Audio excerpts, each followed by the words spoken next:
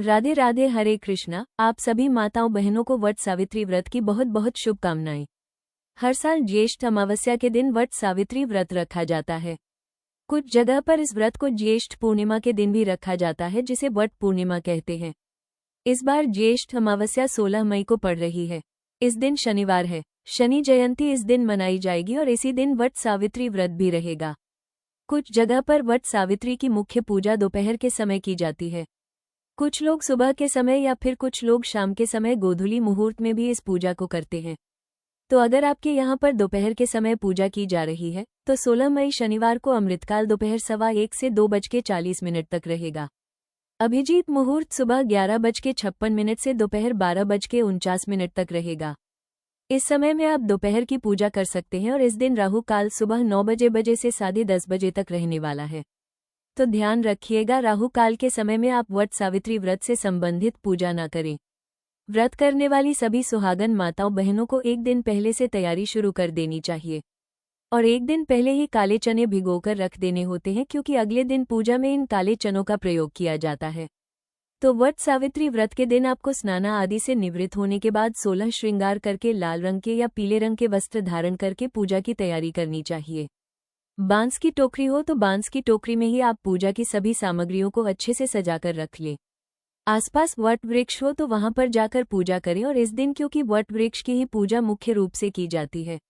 लेकिन जो माताएं बहनें देश से बाहर रहती हैं जहां पर वट वृक्ष ना हो या आपके आसपास कई किलोमीटर दूर तक भी वट वृक्ष ना हो, तो इस दिन आप तुलसी जी की पूजा भी कर सकती हैं। क्योंकि अमावस्या तिथि है तो तुलसी माता की पूजा इस दिन आप कर सकते हैं। इसके अलावा पीपल के पेड़ में भी श्री ब्रह्मा विष्णु महेश का वास माना जाता है।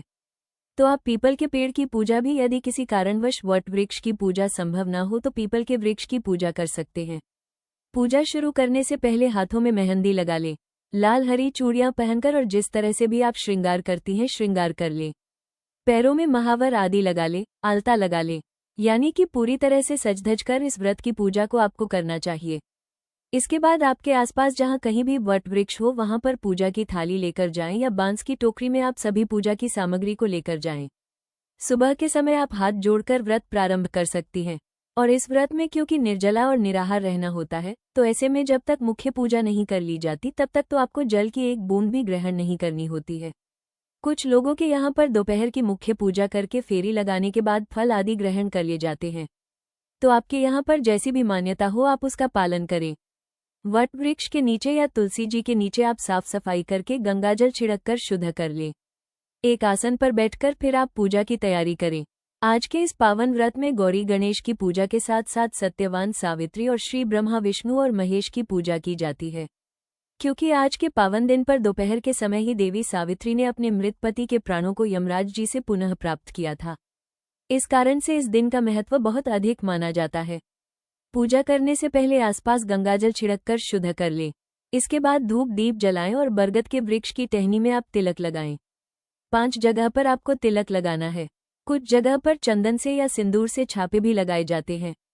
तो आपके यहाँ पर जो भी मान्यता हो आप उसका पालन करें। तिलक लगाने के बाद आप सभी देवी देवताओं को पुष्प अर्पित करें।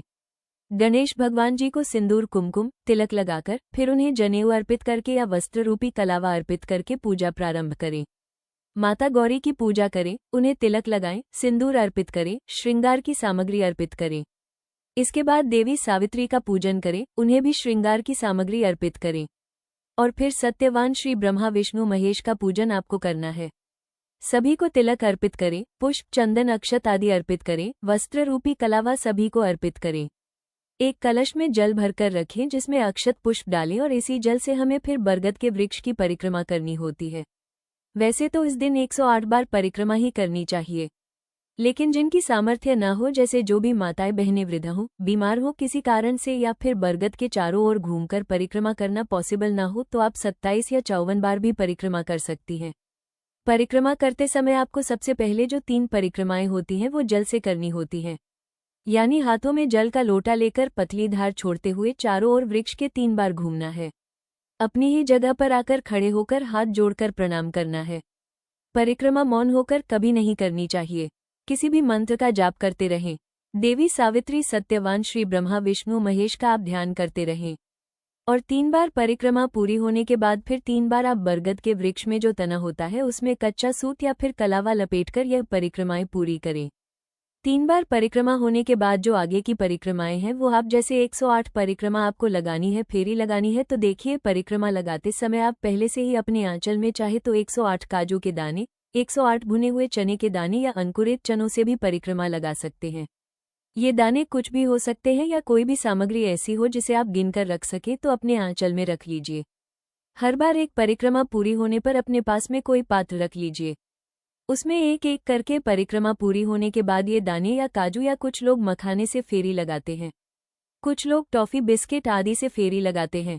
तो उस तरह से आप उस पात्र में रखते जाइए, आपकी जो परिक्रमाएं हैं वो उसमें कोई गड़बड़ी नहीं होगी, आप परिक्रमा की गिनती नहीं भूलेंगे। तो 108 परिक्रमाएं आगे की पूरी होने के बाद में आपने अपनी जगह पर आकर एक बार फिर से बरगद में वास करने वाले सभी देवी देवताओं को प्रणाम करना है। हाथ जोड़कर उनसे प्रार्थना करनी है कि वे आपके पति की दीर्घायु रखें, आपके परिवार में सुख शांति बनाए रखें, आपकी संतानों को सदा स्वस्थ और दीर्घायु रखें। जैसी जिसकी कामना है उसके अनुसार इस समय आपको सच्चे मन से प्रार्थना करनी चाहिए। पूजा करते समय आप व्रत की कथा की पुस्तक लेकर आए हैं तो कथा का पाठ भी इस समय आपको करना चाहिए। कुछ लोग पहले ही घर पर जब पूजा कर रहे होते हैं संकल्प लेकर उस समय कथा का पाठ कर लेते हैं, तो कुछ लोग दोपहर के समय कथा पढ़ते हैं। तो जो परिक्रमाएं आपको लगानी है वो पूजा के सबसे अंत में लगानी है, इसलिए आप जितनी भी पूजा की विधि है वो पहले ही संपन्न कर लें। पूजा संपन्न करने के बाद आप बांस का जो पंखा होता है, इस दिन 2 पंखे पूजा में प्रयोग किए जाते हैं। एक पंखा तो बरगद के वृक्ष के नीचे ही अर्पित कर दिया जाता है जहां पर आपने पूजा की है, और दूसरे पंखे को आप घर पर लाकर उस पंखे से अपने पति की हवा करें और उसके बाद फिर उस पंखे का प्रयोग अपने घर में कर सकते हैं। आज के दिन दीपक जलाने के लिए मिट्टी के दिए का प्रयोग करें, जिसे आप बाद में अगले दिन विसर्जन कर सकते हैं। अगर आसपास जाकर आपने पूजा की है तो जहां पर आप पूजा कर रहे हैं वहीं पर मिट्टी का दिया जलता हुआ छोड़ाएं।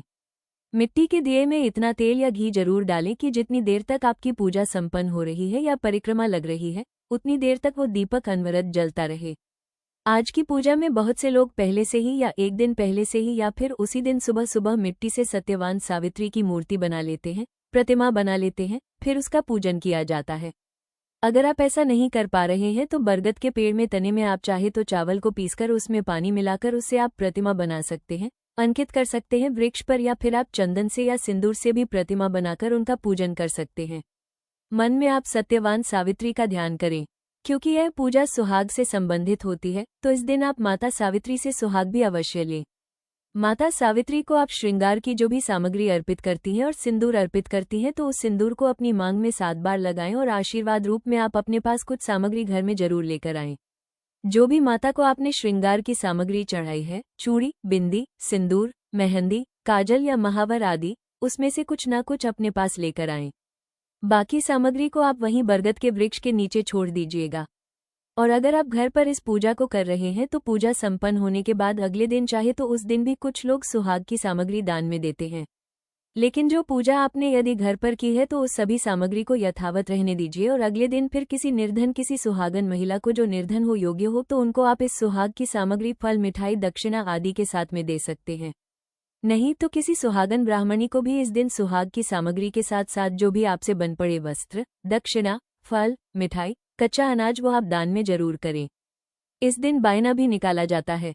बायना किसी सुहागन महिला के लिए निकाल कर रखें, जिसे आप अपनी सासू माँ को, अपनी बड़ी जेठानी को या अपने ही ससुराल पक्ष की आपसे बड़ी महिला को आप दे सकते हैं, जिसमें आप वस्त्र यदि देना संभव ना हो तो कोई रुमाल रखें। फल, मिठाई, दक्षिणा या जो भी भोग आपने वट वृक्ष को लगाया है, पूजा में अर्पित किया है, उसका एक हिस्सा आपको बायने के रूप में भी रखना चाहिए। अगर आपके पास बरगद के 7 पत्ते हों तो 7 पत्तों पर रखकर आपको भोग अर्पित करना होगा। अगर 7 पत्ते नहीं हैं तो मिट्टी के सकोरे या मिट्टी के जो बड़े बड़े दिए होते हैं उनमें भी 7 अलग अलग जगह पर आप भोग रख सकते हैं, जिस भोग में आपको काले भीगे चने रखने हैं। कुछ जगह पर इस दिन मीठे गुलगुले भी अर्पित किए जाते हैं, तो काले भीगे चने और मीठे गुलगुले खाकर ही जल के साथ उन्हें ग्रहण करके ही यह व्रत खोला जाता है। तो मीठे गुलगुले अर्पित करें।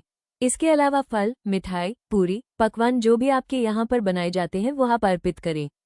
अर्पित करने के बाद सभी देवी देवताओं से प्रार्थना करें कि वे आपके द्वारा अर्पित किए गए इस भोग को स्वीकार करें। दाहिने में देने वाली जो भी सामग्री है या फिर दान में देने वाली जो भी सामग्री है उसे जल का छींटा लगाकर मनस ले। अपने आंचल के दाहिने तरफ के आंचल से दाहिने हाथ से आप एक कोना पकड़ लीजिए आंचल का और जो भी सामग्री दान की है या बायने की है उसके ऊपर से 5 या 7 बार घुमाकर फिर अपने माथे से उस आंचल को लगाकर आप अपने पति की दीर्घायु की कामना से फिर उस सामग्री का दान दे सकते हैं। इस तरह से पूजा करने के बाद पूजा में हुई किसी भी गलती के लिए सबसे अंत में क्षमा याचना जरूर करें और आरती करते समय आप यदि कर सके तो सत्यवान सावित्री जी की आप आरती उतारें, नहीं तो भगवान विष्णु की आरती भी इस समय आप कर सकते हैं। इस व्रत में कुछ जगह पर जिनके यहाँ पर भी ऐसी प्रथा है वो कमेंट बॉक्स में जरूर बताइएगा कि दोपहर की पूजा करने के बाद जो भीगे हुए अंकुरित चने हैं या कुछ जगह पर बरगद के फल खाकर व्रत का पारण किया जाता है।